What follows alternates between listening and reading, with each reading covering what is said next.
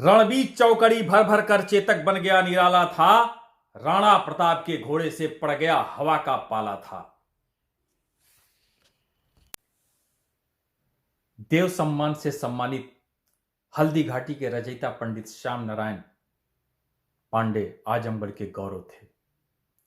राणा प्रताप का घोड़ा चेतक की वो कविता जो कभी भारत के सरकारी स्कूलों के पाठ्यक्रम का हिस्सा हुआ करती थी, जिसे हम सभी भारतवासी बड़े गौरव के साथ बड़े शान से हर सांस्कृतिक आयोजनों में गाया करते थे।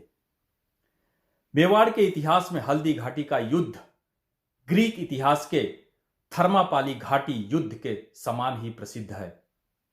राणा प्रताप के वीरता की कहानी भाटों और चारणों की कविता में ही केवल वर्णित थी, लेकिन इसका अंदाजा आप लगा सकते हैं कि देव पुरस्कार के लिए लाई गई तमाम कविता की पुस्तकों में पंडित श्याम नारायण द्वारा रचित हल्दी घाटी को श्री अयोध्या सिंह उपाध्याय, श्री रामचंद्र शुक्ल, राव राजा डॉक्टर श्याम बिहारी मिश्र और डॉक्टर धीरेन्द्र वर्मा प्रथम पुरस्कार की योग्य माना।